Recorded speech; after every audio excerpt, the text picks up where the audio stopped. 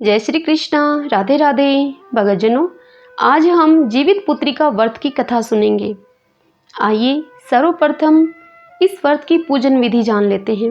व्रत रखने वाला मनुष्य स्वयं स्नान आदि से निवृत्त होकर तत्पश्चात भगवान सूर्य नारायण की मूर्ति को स्नान कराए और उन्हें भोग लगाए तथा आचमन कराने के बाद धूप दीप से उनकी आरती उतारे।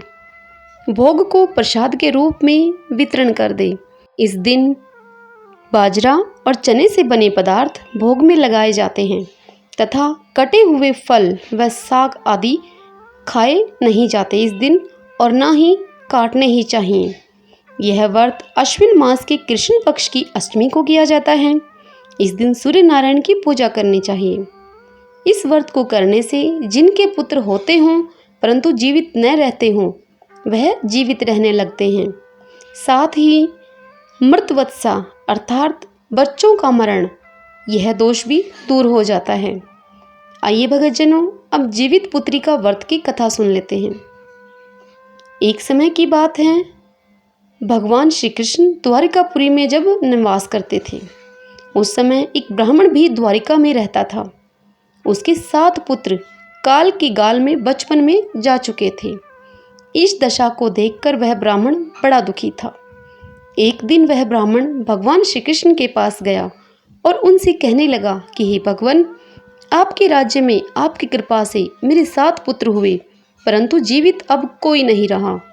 इसका क्या कारण है? यदि आप अपने राज्य में किसी को दुखी देखना नहीं चाहते तो कोई उपाय बताइए। तब भगवान बोले कि हे ब्राह्मण सुनो, इस बार तुम्हारे जो पुत्र होगा उसकी उम्र 3 वर्ष की है। उसकी उम्र बढ़ाने के लिए तुम भगवान सूर्य नारायण की पूजा हेतु होने वाले पुत्र जीवी व्रत को धारण करो। तुम्हारे पुत्र की आयु बढ़ेगी ऐसा करने से। ब्राह्मण ने वैसा ही किया जैसा कि भगवान श्री कृष्ण ने उन्हें बताया था। जब वह सपरिवार हाथ जोड़कर और खड़े होकर इस प्रकार विनती कर ही रहा था, देव विनती सुनो पाऊं सुख अपार, उम्र बढ़ाओ पुत्र की कहता बारंबार। तभी अचानक इतना सुनते ही सूर्यदेव का रथ वहीं रुक गया। ब्राह्मण की विनती से प्रसन्न होकर सूर्य ने अपने गले में से एक माला ब्राह्मण के पुत्र के गले में डाल दी और फिर सूर्यदेव आगे चले गए। थोड़ी ही देर में यमराज उस ब्राह्मण के पुत्र के प्राण लेने के लिए आया। यमराज को देखकर ब्राह्मण और ब्राह्मणी भगवान श्री कृष्ण को झूठा कहने लगे। अब भगवान श्री कृष्ण अपना अनादर जानकर तुरंत सुदर्शन चक्र लेकर वहां आ गए और बोले कि इस माला को यमराज के ऊपर डाल दो। इतना कहते ही ब्राह्मण उस माला को उठाने लगा कि यमराज डर से भाग गए, परंतु यमराज की छाया वहीं खड़ी रही।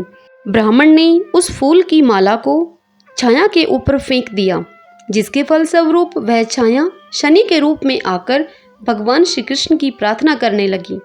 भगवान श्री कृष्ण को शनि के ऊपर दया आ गई और पीपल के वृक्ष पर रहने के लिए उन्होंने कहा। तब से शनि की छाया पीपल के वृक्ष पर निवास करने लगी। इस प्रकार भगवान श्री कृष्ण ने उस ब्राह्मण के पुत्र की उम्र बढ़ा दी। इसलिए हे भगवान, जिस तरह उस ब्राह्मण के लड़के की उम्र बढ़ाई, उसी तरह सबकी उम्र बढ़ाना। सब बोलो सूर्य नारायण भगवान की जय। आइए भगतजनों, अब इस व्रत की दूसरी कथा भी सुन लेते हैं। यह कथा महाभारत काल की है।